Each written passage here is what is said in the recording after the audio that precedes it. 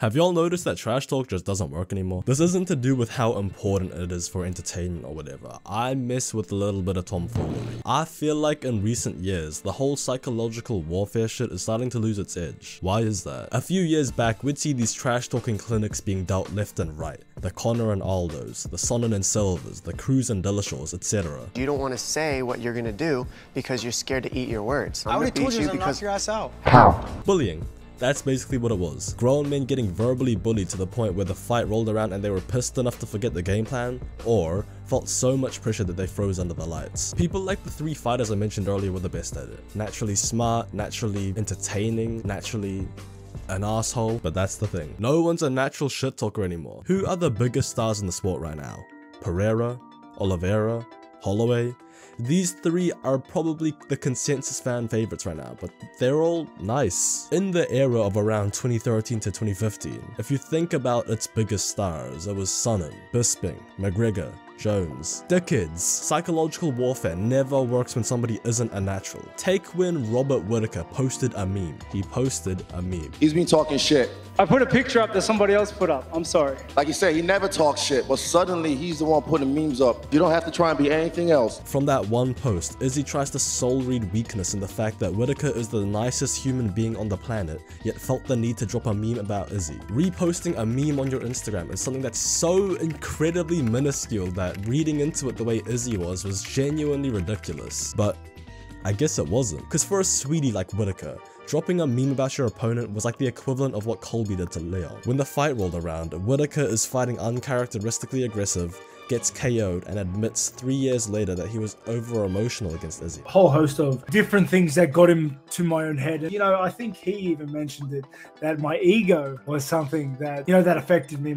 And you know what? And as much as I don't want to acknowledge my opponent for insight, it's like my ego probably was a big part of why my headspace wasn't where it should have been for that fight. In a sense, trash talk or psychological warfare can almost be read as a sign of weakness if propagated by the wrong person, or at the wrong time, because basically what you're saying is, in a fight where both of us are composed and locked in, I don't fancy my chances, so I'm gonna try to rile you up beforehand. Please do not watch this video, but I mentioned in a really old shitty video that if Conor starts shit talking Dustin in the build up to the third fight, it would be a mistake. Conor should not trash talk Dustin in the lead up to their trilogy fight. Given that he was really nice to Dustin in the build up to the second fight before getting knocked out, going into a trilogy fight suddenly being mean and talking shit would give Dustin the mental edge, because Conor was basically saying that he was less confident this time. Conor, in the build-up to the last fight, you were unusually kind to Dustin.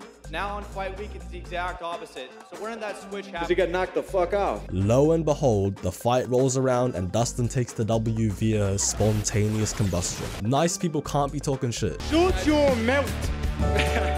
There's so much less sting when your opponent knows that you're nice. Take it from Moreno when Figgy tried trash talking him. Why you try so hard, man? I know you're a nice guy, man. Just stop to try so hard. You don't need it. We've seen it all. It's like that one quote from that one guy that goes something like, "A fool learns from his mistakes. A wise man learns from the mistakes of others." After so many examples of great fighters being thrown off their game because of pre-fight trash talk, to still fold under the pressure of somebody's words and fight with emotion makes you a bit of a read. Of course, there's always going to be the pre-fight mental battle where you gauge your opponent and test them a little.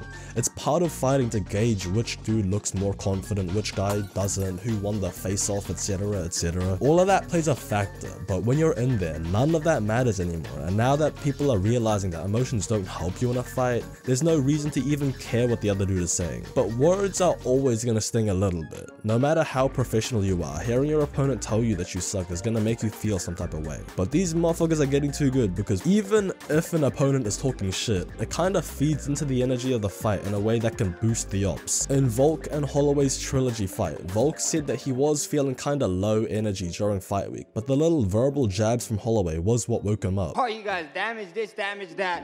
I'm known for taking damage, and he's known for not giving it, so let's get it. Your mind games didn't work. You know you need them. I don't need that. You need the mind game. I don't need that. You know you need the mind game. Ooh, beautiful jab. Think better.